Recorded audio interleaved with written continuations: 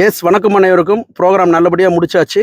Today's date is 29 June 2024. இன்னைக்கு எல்லாருக்குமே மறக்க முடியாத நாள். ஏன்னா இந்தியா சவுத் ஆஃப்ரிக்கா ஃபைனல். நான் இனிமேட்டு தான் போய் பார்க்கணும். Okay, fine. ஸோ இந்த பிஸியஸ்ட் ஷெடியூலில் நம்ம சாப்பாடை சாப்பிட்டு ரிவ்யூ போடுறது சாதாரணமான விஷயம் இல்லைங்க. இந்தியா சவுத் ஆஃப்ரிக்கா மேட்ச் ஆடுது. க்ரௌடு இமீடியட்டாக காலியாகிட்டே இருக்குது. எல்லோரும் வீட்டுக்கு போகணுன்ற இன்டென்ஷனில் தான் இந்த ஃபங்க்ஷன் ப்ரோக்ராமில் இருந்தாங்க. ஃபங்க்ஷன்லாம் முடிஞ்சிடுச்சு. இப்போ கிளம்புற ஸ்டேஜ். சரி, யாருன்னா ரிவ்யூ ஒருத்தர் 2 பேராச்சும் போட்டிருக்காங்களான்னு பார்க்கும்போது 7 பேருக்கு மேலே போட்டிருக்காங்க. உங்களை மாதிரி நல்ல உள்ளங்கள் கொடுக்குற வாய்ப்பில் தான் நான் நல்லா இருக்கேன்னு ஏன் சொல்கிறேன். எவ்வளோ பிஸியாக இருந்தாலும் என் குடும்பம் நல்லா இருக்கணும், வீனஸ் கேட்ரிங் குடும்பத்தில் நல்லா இருக்கணும், நம்ம அனுபவிச்சா மாதிரி இவங்களும் மற்றவங்களும் அனுபவிக்கணுன்ற அந்த ஒரு இன்டென்ஷன்.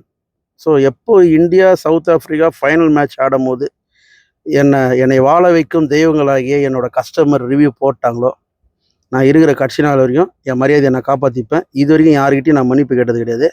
இனிமேட்டும் நான் கேட்க போகிறது கிடையாது. ஏன்னா என் தொழிலில் நான் ரொம்ப ஆனஸ்ட்டாக இருப்பேன். அதான் சொன்னேனே, ஒரு முகூர்த்தத்துக்கு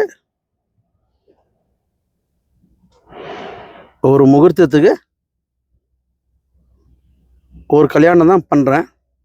முதலிலேருந்து கடைசியில் வரைக்கும் நின்று பண்ணுறேன். ஸோ சென்னையில் முதல் இடத்துல இருக்கார், தமிழ்நாட்டில் முதல் இடத்துல இருக்கார். கூகுளில் போட்டால் குருமூர்த்தி தெரிகிறாரு, யூடியூப்பில் போட்டால் குருமூர்த்தி முதல்ல தெரிகிறாரு. இந்த சந்தர்ப்பத்தை பயன்படுத்தி ஒரே முகூர்த்தத்தில் 10 கல்யாணம் எடுத்து லாபம் பார்க்குறத விட நான் இருக்கிற கடைசி நாள் வரைக்கும் உங்ககிட்ட நல்ல பேர் வாங்கணுன்றதில் நான் ரொம்ப உறுதியாக இருக்கேன். ஸோ 25 வருஷம் தொழில் பண்ணியிருக்கேன்.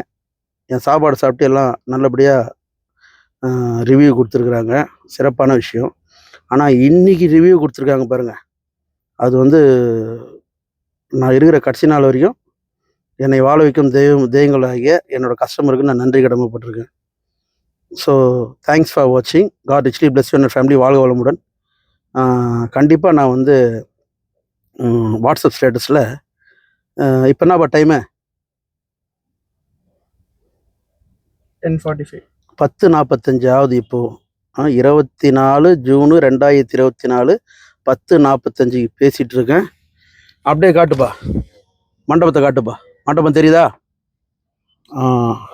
பிஆர் பேலஸை நீங்கள் பார்த்துட்ருக்கீங்க. மண்டபத்தை விட்டு வெளில வந்து தான் நான் பேசிகிட்டு இருக்கேன். இனிமேட்டு தான் நான் வீட்டுக்கு போகணும்.